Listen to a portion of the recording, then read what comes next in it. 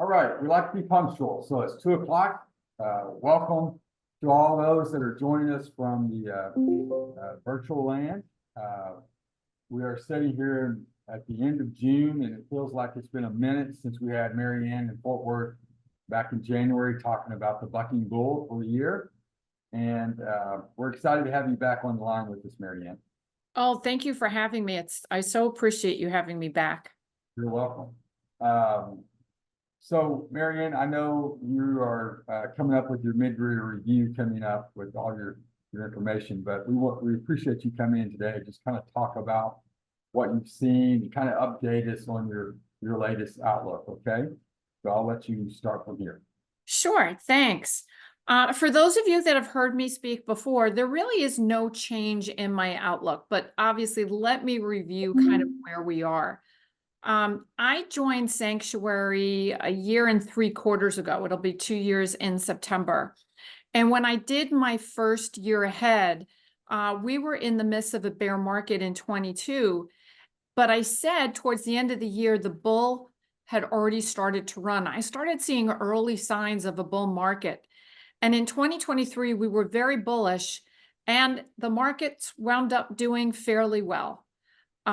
And we were up 24% last year. In fact, that year was very similar to the bucking bull because we had a regional banking crisis in the early part, around March, the early part of the year, and saw a lot of volatility, but the year wound up being very strong. And what's interesting is that whole year, people were looking for the Fed to cut rates, and they never cut rates, yet the markets closed up 24%. In terms of rates, the market's been looking for rate cuts this year. We started the year off with the market looking for 6. We've got none. Where I stand on rate cuts, I think we will get a rate cut in September. I think the Fed's going to try to do a rate cut in September before the election. And do I think it's politically motivated? I do. So we still remain very bullish, the stock market, but I'm getting a little uneasy. Why am I getting a little uneasy? When we wrote our year ahead back in November, my target for the S&P was 5,400 to 5,600. But then in February, towards the end of February, I changed my target. I started seeing, earnings improve, the technicals improve. The economy didn't look like it was going to go into a recession. So I raised our target to 5,600 to 5,800. So we've been there since February. Well, that 5,600 number now has become consensus. Goldman Sachs just raised its target for the market for the 3rd time. And most of the houses on Wall Street have recently raised their target for the market. That includes Bank of America, BMO, just a host of analysts raising their target. So we're happy that they finally realized that we're in a bull tape. So that does get us excited. And obviously, artificial intelligence has been a significant driver of the bull market. Now, there are a group of stocks that we used to call FANG. And that used to be Facebook, which is now Meta, Amazon, Apple, Netflix. Well, I guess F was Facebook. So what was the other? Okay, I forget the other F then. But that was FANG. Then they called it the Magnificent Seven. So they took this group of stocks and made it narrower. And there's been a lot of concern about the concentration in the market, because history has shown when you have concentration, it's generally not good for markets. But the structure of our market from history, especially the last time it was very concentrated back in the 70s with the Nifty 50, is the structure of our market has changed dramatically. Most companies today don't want to go public. They've moved into the private markets, which is why if you haven't looked at the private markets, I would suggest that you look at the private markets, because even the San Francisco Fed has just put out a report highlighting that private market profitability is stronger than public market profitability. But getting back to the Mag 7, they're the ones with the earnings. Earnings are still scarce in the market. It's not a broad-based earnings picture. So the earnings are supporting the move that we're seeing in this concentration. Another thing I want to point out is there is a significant contraction of the number of public companies. When I came in the business in the 80s, there were over 5,000 public companies. That's down around 3,500, 3,200 today. So the supply and demand dynamics of the availability of public companies has changed dramatically. So I want you to keep that kind of in the back of your head. We have been big fans of technology before AI. We've been talking about semis and technology since I came to the firm. We've been saying that tech is the leader, and the industry group within tech that's the leader is semiconductors. We stick with that. I know they're up a lot. At any point in time, you can get pullbacks, but you can't have AI without a chip. And NVIDIA has created, they don't even call it a chip, they call it a platform. So I'll try not to get too geeky with you. Their current chip is called Hopper. And by the way, these are named after women scientists. Their new chip, which they like to call a platform, is called Blackwell. And no other company in the world has the technology of Blackwell. So you have to say to yourself, how did they get so lucky? Well, the Cliff Note version of how NVIDIA started, it's a cute story. We're three engineers, and you can find this, on YouTube, on CNBC interviews with Jim Cramer, where the CEO of NVIDIA says, the way we founded the company was me and two other guys sitting at Denny's. So they would eat at Denny's, and what they wanted to do was improve the graphics of gaming. Now, do you think the three of them were gamers? Why would they want to improve graphics? They were gamers, obviously, and they wanted better graphics. So they needed to speed up the chip to get better graphics. And they created what's called a GPU, which is a graphics semiconductor chip. The other chips are called CPUs. They have now taken this graphic chip and upgraded to the technology, and to run artificial intelligence programs, you need a certain type of chip and speed, and NVIDIA has that chip. So I want you to think about Microsoft, remember, and Apple, particularly Apple. Apple has created a company where the products are proprietary and everything is proprietary. Microsoft is actually an open platform. But first mover advantage normally takes 80% of the market. As long as they can keep the technology that the market wants, NVIDIA is going to own the AI market. They already have 80% of the market. Now, advanced micro device is going to have an open architecture. They will probably get some part of the market, but NVIDIA is going to own it. So is NVIDIA going higher? It absolutely is going higher. What has blown everybody away is the growth in earnings. And their profitability margins are almost 80%.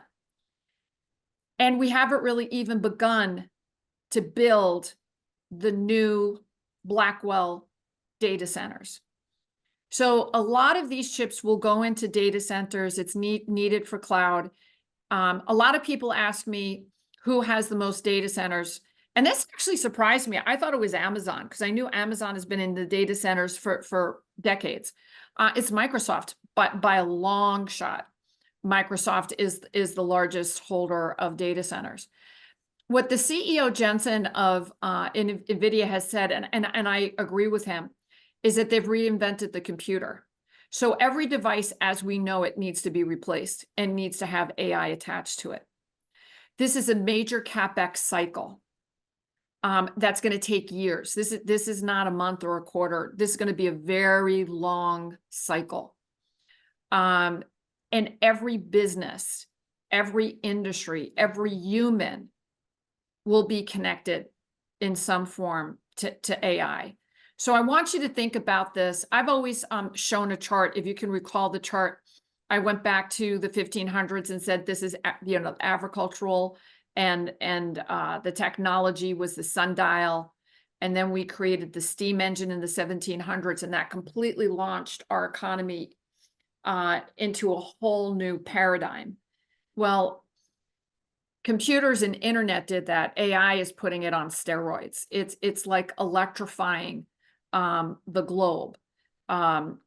It's a major step in the evolution of the global world. And even Jamie Dimon has said this. You can find it in his year ahead. I would say most leaders in the world agree that AI is going to be massively transforming. It's going to enhance productivity. I would say most analysts don't know how to incorporate this yet into their numbers. We're all still trying to figure this out. We're going to be talking AI between now and the end of the decade for sure. And that makes me very bullish longer term. I have been bullish the markets longer term. I believe in major cycles. They're called secular bulls, secular bears. We started based on the S&P, the secular bull in 2013. If you use NASDAQ, which houses the Magnificent Seven or a lot of technology and tech-related companies, that started at secular bull market in 2017. And every secular bull market ends. My estimate is that it will end at the back end of this decade. But the best returns happen at the back end of the decade.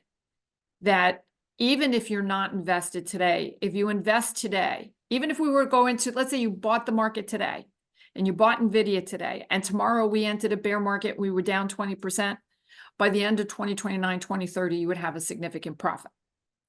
So this is not something that you want to time. This is something that you want to position for the longer term. But I would not hold back waiting for a pullback. Here's why. My aunt, who went to Wall Street in 1956 and taught me about markets, she was the first woman on the trading floor of Ladenburg Thalmann. She was the first female trader there over time. Took her a little bit, but she became the first female trader. Always taught me when you're in a bull market, Mary Ann, markets never go down as much as you think they will. I've been writing we can go down 5 to 10%. We can barely get 5% down. That tells me that this is a strong tape. Everybody's on the sidelines. We have over $6 trillion on the sidelines looking to buy this market. There's a floor on the market. So I think, though, we can rattle the markets. I've been saying in September, seasonally markets tend to go down in September. The reason most of us believe September is the month that markets tend to go down is because mutual funds have their tax year end, or many of them, not all of them, have their tax year end in October. So they wind up taking their profits or readjusting their portfolios for taxes in the month of September. Markets tend to peak in the summer. During election years, markets tend to be very strong in the summer. Normally, markets peak in August. So I do think markets will be able to continue to go up. You may see minor pullbacks, what I would call a little bit of bucking, not a lot of bucking. But I think by the time we get to year end, we're going to be up over 20% in the averages. And earnings support this. We're seeing analysts raise their numbers. Normally, this time of the year, analysts are taking their numbers down. So we're seeing the complete opposite. So this is fundamentally driven. So let me address the PE, because you're going to keep hearing that the market is expensive, the market is expensive. I can tell you, 40 years on Wall Street, I never found a model using PE that was good at timing the market. Doesn't exist. It's just a state of the market. But when I've studied the cycles of PEs, when you're in a secular bull market, PE multiples expand. You get minor pullbacks over time, but they trend higher. So please do not use PEs for timing markets. In fact, NVIDIA, when it came out with its blowout numbers that started this whole run, was trading at 60 times. But by the time you adjusted for their blowout earnings, it was really only trading at 40 times. And it's worth the PE multiple because they're the fastest growing company on the planet. The other thing that I talk about is growth and value. obviously tech comes into the camp of growth. When earnings are scarce, growth outperforms. We still have scarce earnings, growth will outperform. That's fundamentally. Add on top of that AI. So one of the things that I've been talking about is basically a mega cycle or a super cycle in growth. And I think that will continue. That even though value looks cheap, the fundamentals of value are not there for it to become leaders. Why? When we look at value, it's primarily banks, and especially in small caps, and energy. And yes, banks are cheap, but they still face more regulation that can contract their earnings. So I don't think portfolio managers are comfortable owning an overweight in financials when we still don't know where the regulation is going for banks. The other pocket, which I do like, but I don't think it's ready to take over leadership, is energy. I am very bullish energy. The long term, if you look at the long-term demand for energy, it does not slow down anytime soon. You can go out to 2030, the demand curve still remains very high for energy. We've been looking, or I should say, the markets have been looking at ESG and trying to find green energy. But guess what? Guess what's moving? Uranium. Why is uranium moving? Because we now want nuclear plants. In fact, Bill Gates has a company that's investing in nuclear plants. Why are we now all of a sudden in nuclear? We need an electrical grid, not only for us on our regular day-to-day lives, but we're growing the EV market. We're growing, we want to grow AI. AI takes a tremendous amount of electricity. And then we're forming the blockchain, crypto. What you'll hear is the term mining. That takes a lot of electrical power. For the first time in probably 40 years, have we seen demand go up for electricity? Utility stocks are becoming growth stocks. Because we don't have the infrastructure that we need. And let me just go back and backtrack on nuclear. Why is nuclear so attractive? When you are running AI, you don't want power to go down. You need 24/7 power. Nuclear is a great source of 24/7 power. You also have to cool all these data centers. That's going to be an important part of the infrastructure. So there's a lot that's going to go on. This is a long-term project, not just here in the United States, but overseas. Now, I want you to list, if you have a piece of paper and pen, who are the leaders in technology? And I'll help you along. You know about Apple, you know about Microsoft. By now, you probably know about NVIDIA. There's also a company called Taiwan Semi. There's a host of companies. Taiwan Semi is the only one that I mentioned that is not a US company. AI is all coming from the United States. There's Google. There's Dell is back. Dell is supplying part of the hardware. HP, which is now known as HP Enterprises, is now part of the infrastructure for AI. All of the companies, or I would say 99% of AI companies, are here in the United States. So if you're a global fund manager and you want to own AI, you have to come to the United States to own it. You're seeing tremendous amount of investment coming over. And the dollar's been relatively strong, so it's a win-win for them. So I think this all plays out. So can I put a long-term target on the S&P? I can. What I've written is my long-term target, at least right now, subject to change, is 6,000 to 7,000.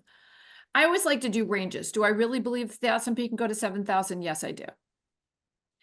I've seen one analyst now two analysts now come out with a target of 6. I was out first.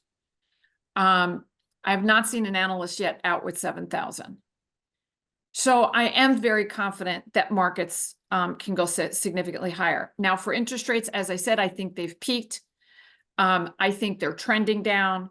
I think the Fed is going to try to cut rates going into the election. I think they're going to have the data. We are seeing inflation numbers come down. We are now starting to see pockets of softness in the economy. We've seen it now a couple of months now in housing. The consumer is definitely slowing down, still spending, but we are starting to see them slow down. We're starting to see some softness in manufacturing. So I do think rates will come down. Some other positive. Oh, well, let me talk about another positive that can help the markets. Something that I just learned about this Tuesday. There's a service that I use, Strategist. They're the #1 macro research shop on Wall Street. And they were talking about the employee retention tax credit. We did get one last year. It was $150 billion. When they looked at that impact, 55 days later, it had a positive impact on GDP. We are expecting the IRS to talk about this year what they're going to do for the employee retention tax credit. They legally have to do this. Strategist is estimating 60 to 100 billion in consumer aid can wind up coming from that particular program. So that would be bullish for the markets. So I mentioned the election. So let me talk. Did I lose you? No. No, you're still there. Let me talk a little bit about the election. First, I want to say, I understand most of you are very passionate about the candidate that you want elected or the candidate you don't want to have elected. I do not do this from a personal standpoint. I do not allow my political views to get into my analysis. I strictly look at what are the fundamental drivers to the economy. And so I don't mean to hurt anybody's feelings, but who wins the election doesn't matter this year. It is all baked in. The Fed has actually already started to ease, and no one's talking about it. They slowed down the sales on their balance sheet. And the mere fact that they slowed down their sales on their balance sheet is a form of easing. So the Fed is already in easing mode. We also have major legislation that Biden has signed, and that is trickling into the economy. So the earnings of companies, we believe, are going to be there this year. That's what I mean that it's baked in. The fundamentals are baked in. And if the Fed eases, that should also support over time risk assets. But who wins will affect markets next year and going forward. So we need to know who that is.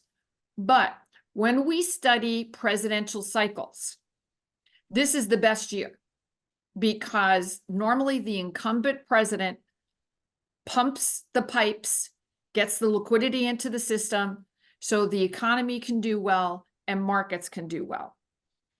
But the first year of the sitting president is normally not a great year. And that's because normally they can implement policies that may not be publicly liked, and they can risk not being liked in their first year. I can say the way the markets are running this year is one of the strongest in the post-World War period in terms of returns. It's a very strong market, and I'm not surprised because of the monetary and fiscal stimulus that we've had. As of right now, we don't have any signs of a recession. Softening, yes. Recession, no. Other pockets of the economy that are doing well and are being reflected in the market is infrastructure and industrial stocks. So we still stay very bullish, the theme of infrastructure, and AI is going to play into that story as well.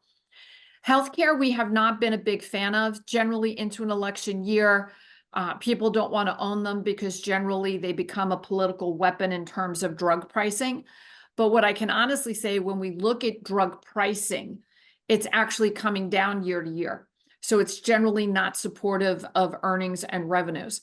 Select companies are doing well if they have the right product. But overall, the industry and sector has not been doing been doing that great. Consumer discretionary is mixed. Consumer staples not doing well at all. Financials are mixed. You have some pockets doing very well, like insurance, but banks, which make up the majority of financials, not necessarily doing that great. Utilities that have been asleep for a while are starting to wake up. If we can get interest rates down, maybe we get a little bit of recovery in REITs.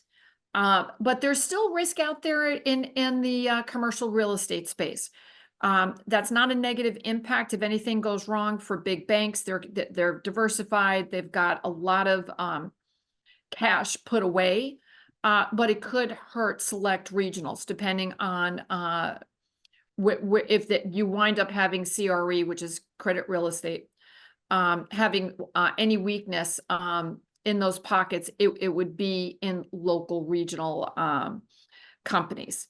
So that's just a broad overview of markets. Commodities, gold broke out. I think silver will also run. You need copper for electricity. The supply and demands there for copper are very bullish. But remember, these pockets are going to be very volatile. As for crypto, I've believed that the space is not going away. Let's put it that way. Whether you believe in Bitcoin or you don't believe in Bitcoin, I think you're going to see it continue to be in the marketplace. And you're going to continue to hear a lot about crypto. So, stay tuned on the crypto front. Commodities, what I missed, Bruce? Well, I tell you, Mary Ann, covered a lot. Let me just say, if any of the participants has a question, you can go to the chat icon and type a quick one. And if you need to, we can turn on your voice as well. But at this point, that's probably an easy way of doing it. I didn't even realize my camera's not on, and I don't see anything for my camera. Yeah. Yeah, I don't have a little camera doohickey thing, so I apologize that you can't see me. That's right. We can picture you with your cowboy hat on and so you've hit on a lot of the topics that I had written down, like the artificial intelligence, the power surge is going to happen, the infrastructure need we're going to happen. Also, all those things I think we're all so caught up in what Chat GPT can do, or maybe an auto drive, but from what I'm reading, it could be 3 or 4 times the power we're going to need by the time this thing really gets in place. No, you're correct. Electricity now is in growth phase. Mm-hmm. So, and we're going to need all forms, and oil and gas are not going away. As much as you have ESG or people that are sensitive to the climate, and I don't want to insult anyone, the demand will override, I think, climate needs. That we will produce whatever energy we need to produce EVs, data centers, EV cars, and that includes nuclear. We thought nuclear was going away. Nuclear is in the early phases of a recovery. And, you got Bill Gates on the case now. And Bill Gates originally was negative nukes. That's decades ago, and now he has a whole company investing in nuclear. So, Mary Ann, talk to us about, it's interesting to me, we're having these new history-making things that are happening, like the equal weight S&P versus the capital markets weight, or market capital weight, returns divergence that we're seeing. When does the ship right itself, or does it? Okay, I'm in the camp, it's not going to right itself until we go into a secular bear market. Okay. From time to time, you may see corrections, but I think we stay mega cap. I think this is a mega cap cycle into the end of the decade. We can get select broadening out over time, but I do believe it's going to stay mega cap. And the Dow Jones underperformance versus the S&P. Doesn't have enough AI in it. Yeah, just keeps happening. So one of the things that I talked about is that the NASDAQ index, I nicknamed it the digital index. That is the true representation of this market. If I wanted to understand this market and this market cycle, I would not be using the Dow, I would not be using the S&P, I would be doing the NASDAQ, particularly the NASDAQ 100. I think that's the new benchmark for the markets. Now, I could preface, I can wind up being wrong, but that's my belief. And I've been saying that for a long time. That's not new for me. All right. Well, we have a very quiet crowd out there. No. Oh, somebody has to have a question. I always get a question from your crowd. We just have one. Can you read that, Mary Ann? Or can you see it? I have chat, but I don't see a question. Okay. It says, thanks very much for the information, Mary Ann.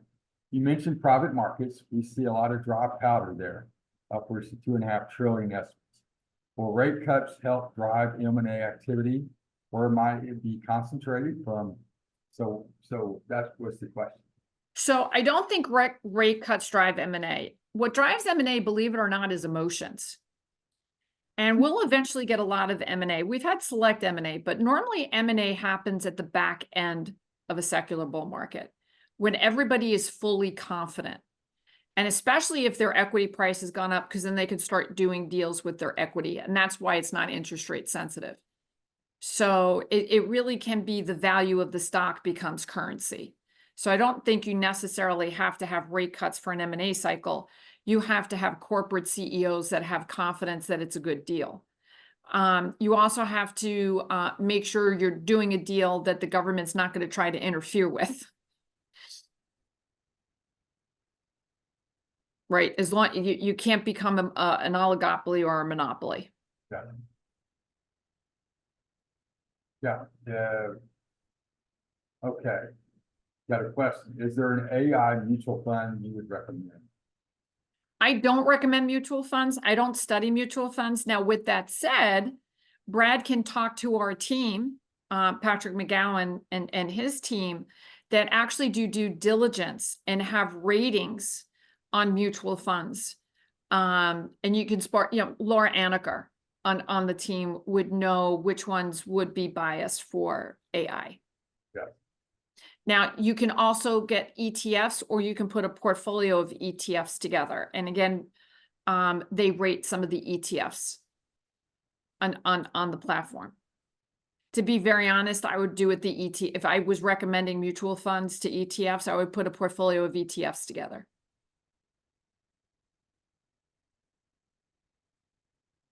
Okay.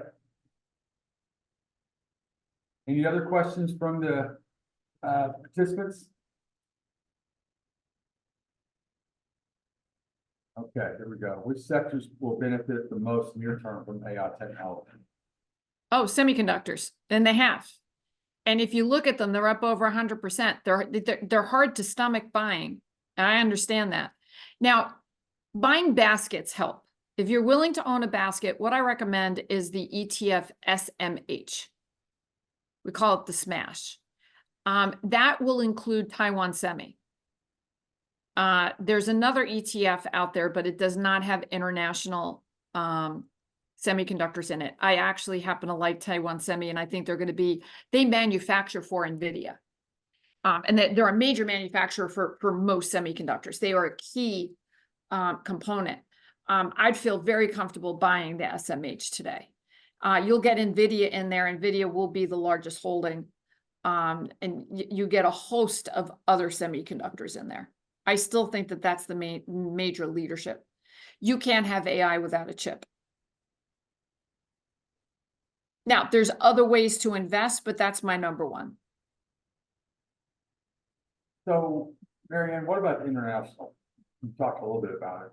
China really looks cheap at this point, but there's a lot of political issues there. Europe is what we had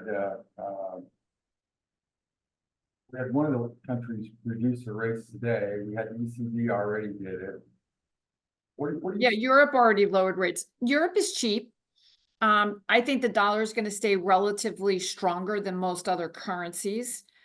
They don't have AI. That's going to hold them back. They don't have the innovation and the technology. If you want to hold for the long term and have a diversified portfolio, I would definitely own Europe. The one country I do like and I would own today is Japan. Yeah. They're in a new secular bull market. They're benefiting from the slowdown and the companies moving away from manufacturing or doing business in China. And they're great at technology. I just wouldn't own their currency. I think their currency will continue to depreciate, but that'll help them on the export side. So there is an ETF from Wisdom Tree that has, I think it's DXJ. It's a hedged Japan index. So my favorite has been and continues to be to own Japan.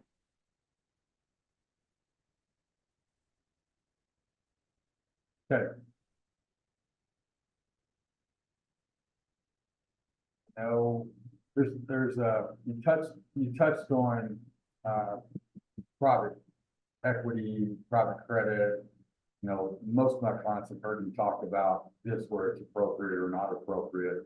But it is interesting, a stat I read the other day, it's like 80% of the companies out there that have a EBITDA of 100 million or more, 80% of them are private.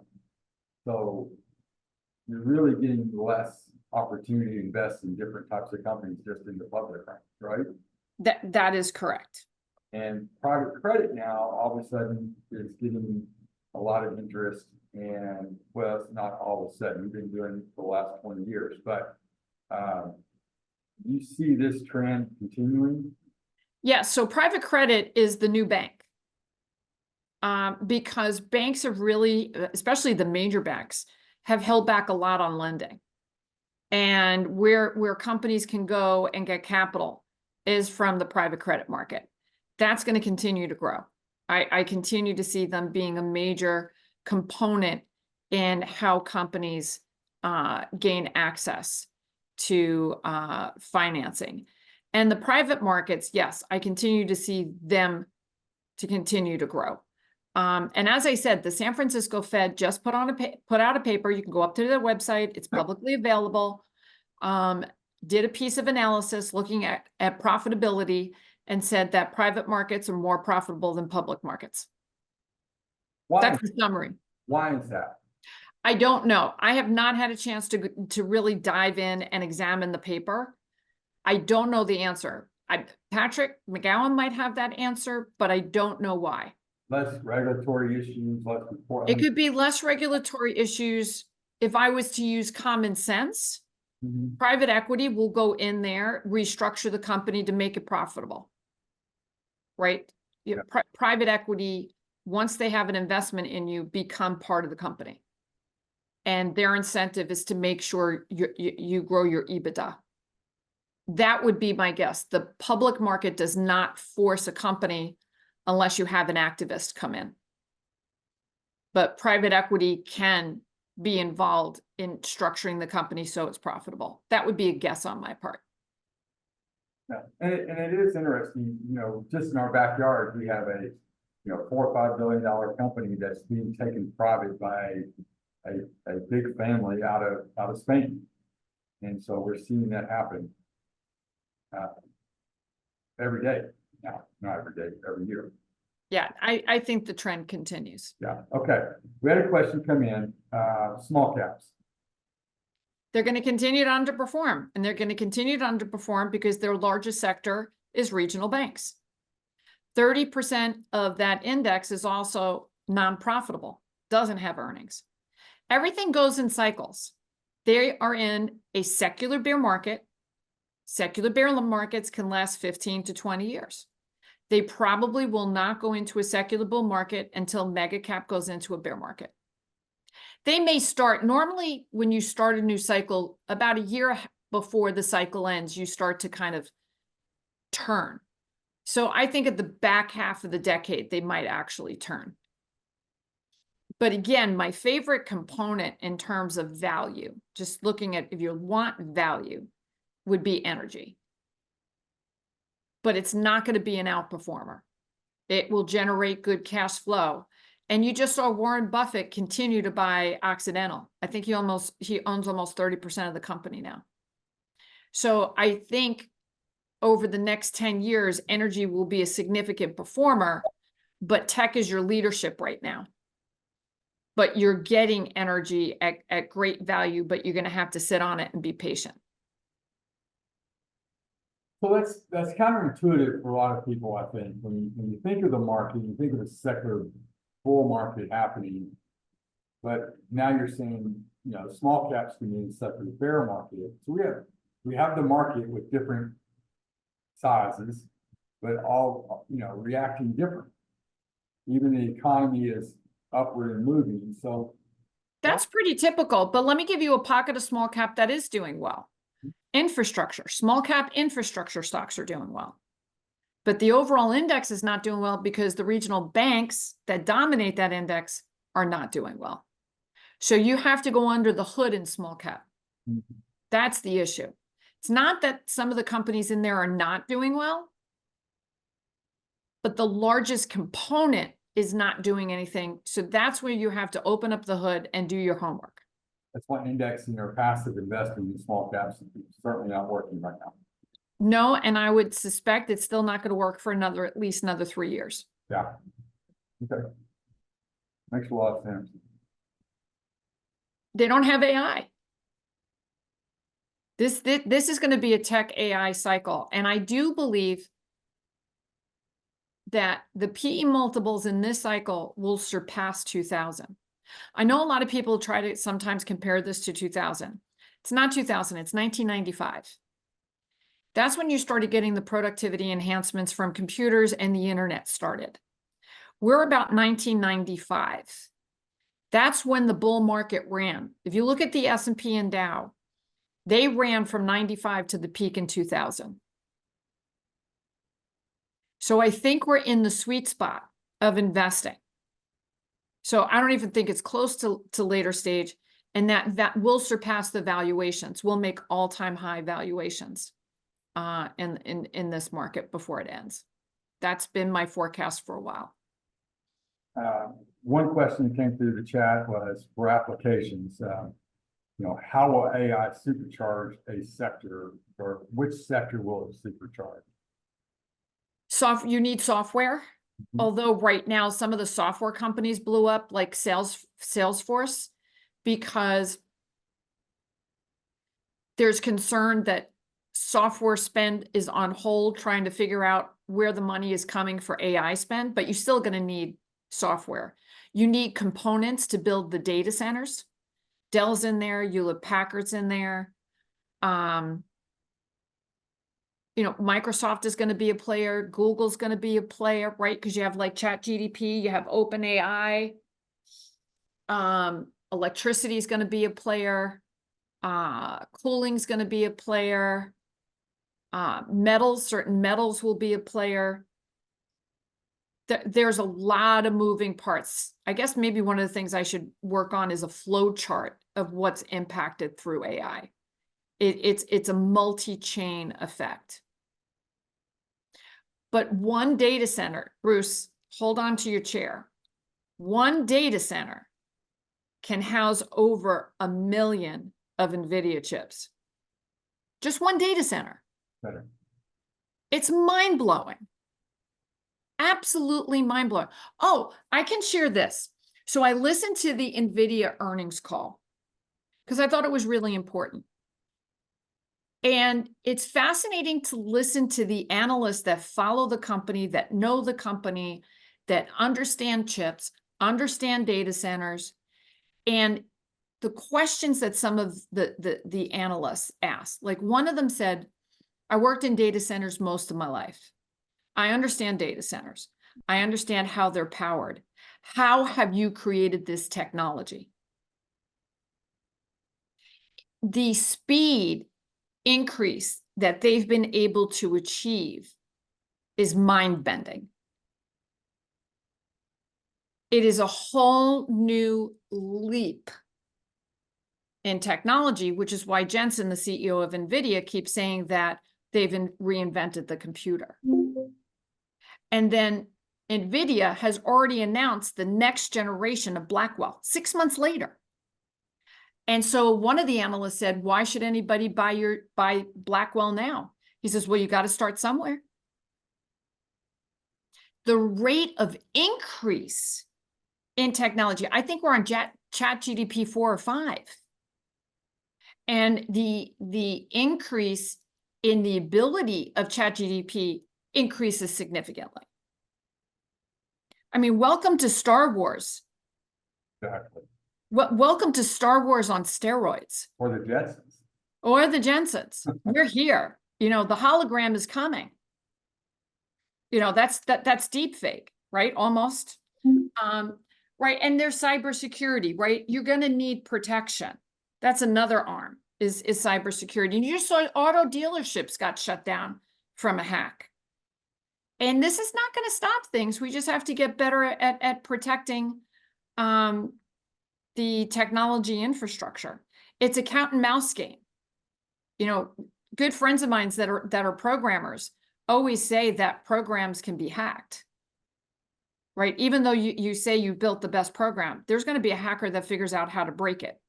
But then, you know, you figure out how to break it, you build the security, and then you build something stronger. It's literally a cat and mouse game. Oh, and we haven't even talked about satellites. Right? Look at what we're doing at satellites and Starlink. And they're going to create satellites that have robots on them to be able to fix the satellites that are already up in orbit. There's already a company where you can go up on the app and utilize their satellites for data.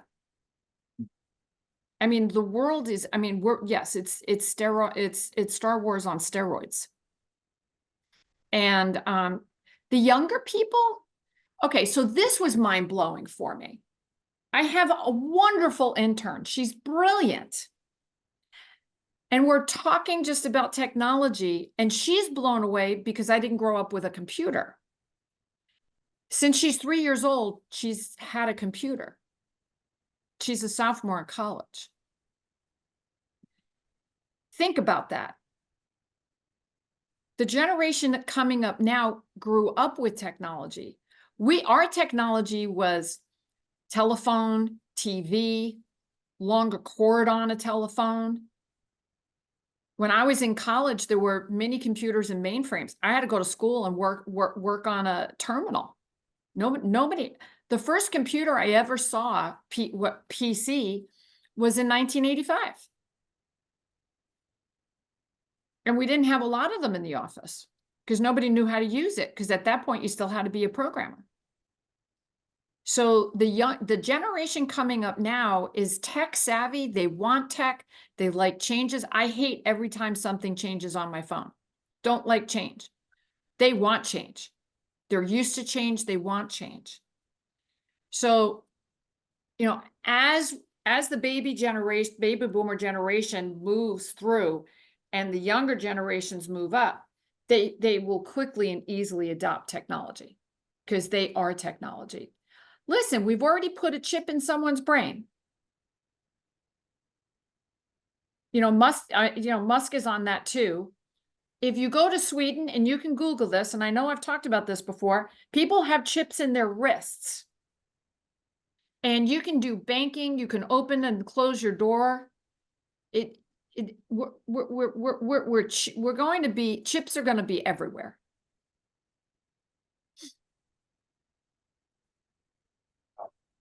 I want to come back in the next 50 years and see what it looks like. We'll freeze you and I have to cryo freeze myself. exactly. Well, Mary Ann, it's always interesting to spend almost an hour with you. We appreciate it. Oh, thank you. And I'm sorry you all can't see me. I apologize for that. Well, and we look forward to hopefully having you back in Fort Worth in January. Oh, you know I'm there. Save me a seat. Okay. I think that's all the questions for today. And for all you out there that joined us virtually, thank you for spending the last 50 minutes with us. And we look forward to seeing you all in person and or on the Zoom soon. Thank you.